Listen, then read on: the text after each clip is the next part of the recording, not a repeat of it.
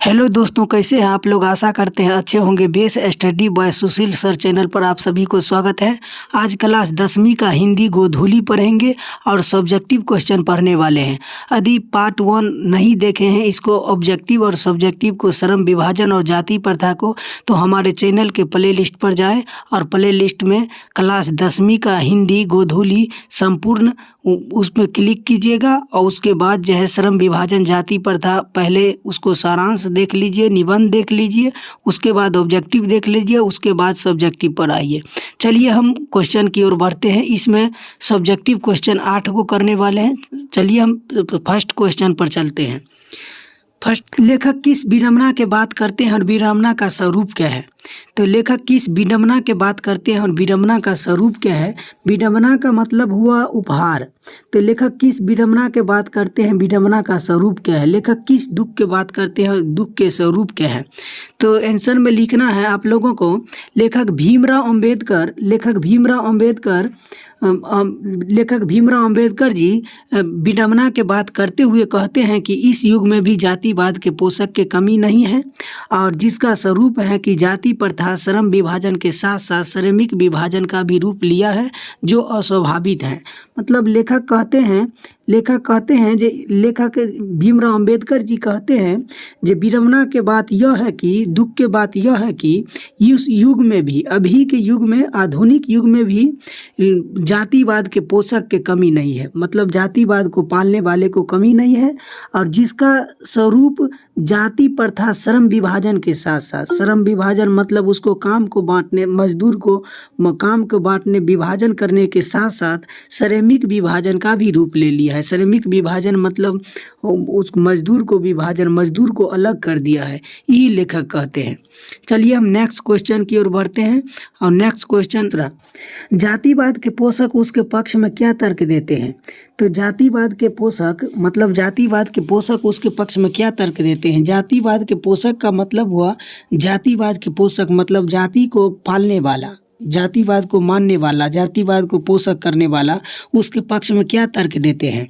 तो जातिवाद के पोषक उसके पक्ष में क्या तर्क देते हैं। तो जातिवाद के पोषक, जातिवाद को मानने वाला पोषक उसके पक्ष में तर्क ये देता है। तो जातिवाद पोषक जो है, जातिवाद के पोषक का तर्क है कि आधुनिक युग में, आधुनिक मतलब अभी के युग में सभ्य समाज और कार्य कुशलता के लिए, मतलब कार्य कुशलता के लिए श्रम विभाजन के आवश्यक है। श्रम विभाजन, मजदूर विभाजन आवश्यक माना गया है। और जाति प्रथा का मतलब हम कह सकते हैं जाति के आधार पर लोगों को बांटने वाला को जाति प्रथा कहते हैं। तो जाति प्रथा श्रम विभाजन का ही रूप लिया है और इसलिए इसमें कोई बुराई नहीं है। मतलब हम कह सकते हैं इस प्रकार, जो जातिवाद के पोषक उसके पक्ष में क्या तर्क देते हैं। तो जातिवाद के पोषक उसके पक्ष में सिर्फ जातिवाद के पोषक आधुनिक सभ्य समाज में, अभी के युग में आधुनिक सभ्य समाज में और कार्य कुशल के लिए श्रमिक विभाजन आवश्यक जो है, श्रमिक विभाजन मानता है और इसके जाति प्रथा श्रम विभाजन का ही रूप लिया गया है। चलिए हम नेक्स्ट क्वेश्चन तीसरा की ओर बढ़ते हैं। तीसरा क्वेश्चन कुछ इस प्रकार दिया गया है, जातिवाद के पक्ष में दिए गए तर्कों पर लेखक की प्रमुख जो है आपत्ति क्या है। मतलब जातिवाद के पक्ष में दिए गए तर्क पर लेखक के प्रमुख आपत्ति क्या है। तो जातिवाद के पक्ष में दिए गए तर्कों पर लेखक के प्रमुख आपत्ति इस प्रकार का है। लेखक के प्रमुख आपत्ति इस प्रकार है कि जाति प्रथा श्रम विभाजन का रूप है। जाति प्रथा जो है वो श्रम विभाजन का रूप है, लिया है और इसी सभ्य समाज में श्रम विभाजन व्यावसायिक व्यवस्था श्रमिक के विभिन्न पहलुओं में अस्वाभाविक विभाजन नहीं करते हैं, श्रमिक को अस्वाभाविक विभाजन नहीं करते हैं। चलिए हम नेक्स्ट क्वेश्चन चौथा की ओर बढ़ते हैं। चौथा क्वेश्चन कुछ इस प्रकार है, जाति भारतीय समाज में श्रम विभाजन का अस्वाभाविक रूप क्यों नहीं कही जा सकती है। क्वेश्चन अगला 4 है, जाति भारतीय समाज में श्रम विभाजन के अस्वाभाविक रूप क्यों नहीं कही जा सकती है। तो उत्तर में लिखना है, भारतीय समाज में जातिवाद के आधार पर भारत के समाज में जातिवाद के आधार पर श्रमिक विभाजन मतलब श्रमिक विभाजन कर दिया जाता है। श्रमिक विभाजन और जो है अस्वाभाविक और क्योंकि जातिगत श्रम विभाजन का ही श्रमिक की रुचि अथवा कार्य कुशलता के आधार पर नहीं होती है। मतलब हर एक व्यक्ति को जो रुचि है उसको कार्य कुशलता पर नहीं दिया जाता है और इस नहीं आधार पर कार्य कुशलता के आधार पर नहीं होते हैं, बल्कि माता के गर्भ में ही शिशु जब रहता है माता के गर्भ में तब श्रम विभाजन कर दिया जाता है, जो विवशनीय एवं जो है अरुचिपूर्ण होने के कारण गरीबी और अकर्मण्यता को बढ़ाने वाला है। मतलब इसमें बोलते हैं जो भारतीय समाज में ऐसा कूटनीति देखा गया है जो भारतीय समाज में जातिवाद के आधार पर श्रम विभाजन अस्वाभाविक है, क्योंकि जातिगत श्रम विभाजित श्रमिक के रुचि अथवा कार्य कुशलता के आधार पर नहीं, अगर जिस व्यक्ति को योग्यता है उस योग्यता के आधार पर नहीं और माँ के गर्भ में उसको निर्धारण कर दिया जाता है। मान लीजिए ये हजाम है तो क्या होगा, ये दाढ़ी बनाएगा, ये करेगा, अगर कोई लोहार है तो वो ये करेगा, तो गर्भ में ही निर्धारण कर दिया जाता है। तो वो व्यवस्था होकर जो है अरुचिपूर्ण होने के कारण, अरुचि मतलब उसमें रुचि नहीं है, रुचि के कारण वो गरीब और जो है अकर्मण्यता को बढ़ावा दे देता है। मतलब इसमें ये बोला गया है। जो इसमें आगे क्वेश्चन नंबर 5 की ओर बढ़ते हैं। 5 में दिया गया है जो जाति प्रथा भारत में बेरोजगारी का एक प्रमुख और प्रत्यक्ष कारण कैसी बनी हुई है। मतलब जाति प्रथा भारत में बेरोजगारी का एक प्रमुख और प्रत्यक्ष कारण कैसी बनी हुई है। तो जाति प्रथा भारत में बेरोजगारी का एक प्रमुख और प्रत्यक्ष कारण है। एक प्रमुख कारण और प्रत्यक्ष कारण है। प्रत्यक्ष कारण क्योंकि भारतीय समाज में श्रमिक विभाजन के आधार पर, मजदूर के विभाजन के आधार पर जाति हो जाती है और इसमें अधिकांश देखा गया है चाहे श्रमिक कार्य कुशल हो, चाहे श्रमिक वो कार्य में कुशल हो या नहीं हो, उस कार्य में रुचि रखता हो या नहीं हो, इस प्रकार हम कह सकते हैं कि जब श्रमिक कार्य करने में न दिल लगे न दिमाग लगे तो कोई कार्य कुशलता पूर्वक कैसे प्राप्त कर सकते हैं। और यही कारण है कि भारतीय जाति प्रथा बेरोजगारी और जो है बेरोजगारी का प्रत्यक्ष एवं प्रमुख जो है कारण बनाया गया है। मतलब इसमें भीमराव अंबेडकर जी कहते हैं जे जाति प्रथा और भारत में बेरोजगारी का प्रमुख कारण और प्रत्यक्ष कारण कैसी मानी गई है 5वां क्वेश्चन में। तो क्वेश्चन के आधार पर भीमराव अंबेडकर जी कहते हैं कि जाति प्रथा भारत में बेरोजगारी का प्रमुख कारण है, क्योंकि व्यक्ति को रुचि पर श्रम विभाजन के आधार पर व्यक्ति को श्रमिक कार्य को कुशल के हो या न हो, व्यक्ति उस काबिल हो या नहीं हो, लेकिन उसके इसी प्रकार कह सकते हैं जब अगर कोई व्यक्ति अगर जिस काम में अगर रुचि नहीं हो या नहीं हो, लेकिन उसको जाति श्रम विभाजन के आधार पर उसको काम सौंप दिया जाता है, जिसके कारण वो सक्सेस नहीं हो पाते हैं।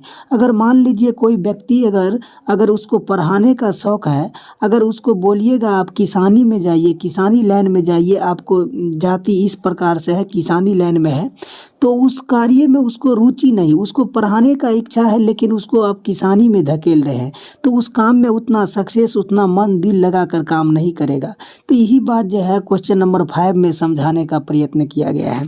क्वेश्चन नंबर 6 की ओर बढ़ते हैं और 6 में इस प्रकार दिया गया है, लेखक आज के उद्योगों में गरीब और उत्पीड़ना से भी बड़ी समस्या किसे मानते हैं और क्यों मानते हैं। तो आज अगर आप इस लेखक आज के उद्योग एवं गरीबों और जो उत्पीड़न से बड़े समस्या किसे मानते हैं और क्यों मानते हैं। तो लेखक के अनुसार लेखक लेखक भीमराव अंबेडकर जी आज के उद्योग एवं गरीबों और जो है उत्पीड़न से भी बड़ी समस्या लोगों को निर्धारित कार्य को मानते हैं, निर्धारण कार्य को मानते हैं, जो कार्य अवरोध कर दिया जाता है, क्योंकि अरुचि और जो है व्यवस्था बस मनुष्य का काम को टालने लगते हैं। अरुचिपूर्ण अगर काम सौंप दिया जाए तो वो काम को टालने लगते हैं और कम जो है काम करने के लिए प्रेरित हो जाते हैं, बहुत कम काम करने के लिए प्रेरित हो जाते हैं। ऐसे स्थिति में जहाँ काम करने में न दिल लगे और न ही दिमाग लगे, कोई कुशलता कैसे प्राप्त करेगा। मतलब भीमराव अंबेडकर जी कहते हैं लेखक आज के उद्योग में गरीब और उत्पीड़न से भी बड़ी समस्या किसे मानते हैं, तो लेखक इसको मानते हैं। भीमराव अंबेडकर जी कहते हैं, भीमराव अंबेडकर जी आज के उद्योग में, जो बड़े बड़े उद्योग में गरीब और उत्पीड़ना से बड़ी समस्या, मतलब गरीब और उत्पीड़ना से बड़ी समस्या यह निर्धारण कर दिया जाता है क्योंकि अरुचि के विश्वास पर मनुष्य काम को टालने लगते हैं। अरुचि के विश्वास पर उसको रुचि किसी काम में नहीं है, लेकिन उसके रुचि के अनुसार उसको श्रम विभाजन के अनुसार काम में टाल दिया जाता है, तो काम में जो है कम काम करने के लिए प्रेरित हो जाते हैं। अब निश्चित है कोई व्यक्ति को अगर किसी काम करने में अगर मन नहीं लगता है, उसको ज़बरदस्ती उसमें धकेलिएगा तो उस काम में उतना वो कुशल नहीं हो पाएगा, उतना काम में वो एक्टिविटी नहीं दिखा पाएगा। जहाँ कार्य करने के उसको न दिल लगता है न ही दिमाग लगता है। यही कुशलता जो है कैसे प्राप्त होते हैं, इसमें कैसे कुशलता प्राप्त की जाएगी, क्वेश्चन नंबर 6 में इसी प्रकार पर जोर दिया गया है। क्वेश्चन नंबर 7 की ओर बढ़ते हैं। 7 कुछ इस प्रकार है, लेखक ने पाठ के किन जो है पहलुओं में जाति प्रथा को एक हानिकारक प्रथा के रूप में दिखाया है। तो लेखक पाठ के किन पहलुओं में जाति प्रथा को एक हानिकारक प्रथा के रूप में दिखाया है, तो लेखक ने पाठ के विभिन्न पहलू में जाति प्रथा को एक हानिकारक प्रथा के रूप में दिखाया गया है, जो इस प्रकार है। अस्वाभाविक श्रम विभाजन, बढ़ती बेरोजगारी और अरुचि जो अगर व्यक्ति को रुचि नहीं है और अरुचि के अनुसार उसको काम करने के लिए प्रेरित किया जाता है, जो जबरदस्ती किया जाता है, में श्रम चुनाव एवं गतिशील एवं आदर्श समाज तथा वास्तविक लोकतंत्र का स्वरूप जो है आदि है। ये सब दिया गया है लेखक। क्वेश्चन नंबर 8 की ओर बढ़ते हैं। क्वेश्चन नंबर 8 कुछ इस प्रकार है, जो श्रम विभाजन सच्चे लोकतंत्र की स्थापना के लिए लेखक ने किन विशेषताओं को आवश्यक मानते हैं। मतलब सच्चे अगर लोकतंत्र देखना है, लोकतंत्र किसे कहते हैं, लोकतंत्र उसे कहते हैं जिसमें जनता द्वारा प्रतिनिधित्व का चुनाव किया जाए, उसे लोकतंत्र कहते हैं। तो लेखक इसमें बोलते हैं सच्चे लोकतंत्र की स्थापना के लिए लेखक ने किन विशेषताओं के आवश्यक मानते हैं। तो उत्तर है सच्चे लोकतंत्र की स्थापना के लिए लेखक अनेक विशेषताओं को आवश्यक मानते हैं, बहुत सारे विशेषताओं को आवश्यक मानते हैं। बहुविध हितों में सबका भाग समान जो है होनी चाहिए, सबका भार समान होना चाहिए और सबको उनकी रक्षा के प्रति सहज होनी चाहिए, सबके प्रति अपना रक्षा के प्रति सहज होना चाहिए। और तात्पर्य ये होता है कि समाज में दूध और पानी के मिश्रण की तरह भाईचारा की भावना होनी चाहिए, हमें साथियों के प्रति श्रद्धा एवं सम्मान होने चाहिए। मतलब सच्चे लोकतंत्र के मतलब ये होता है जे अगर हम सच्चे लोकतंत्र की स्थापना करने के लिए विशेष प्रकार के आवश्यकताओं की जोर देना चाहिए, आवश्यक चीज़ पर, और बहुविधा हितों में भाग नहीं लेना चाहिए। जो आज की लोकतंत्र में अगर देखते हैं, चाहे पंचायती चुनाव हो चाहे कुछ भी हो, उसमें विभिन्न प्रकार के देखते हैं जो लोकतांत्रिक का धज्जी उड़ाते रहते हैं, लोग एकदम नोट बांटते रहते हैं, विभिन्न प्रकार के जो दारू शराब एकदम सेवन करते रहते हैं। ये सब नहीं होना चाहिए। चाहिए। ये सब कतई गलत है। लोकतांत्रिक के लिए इसे बात नहीं रखा गया है।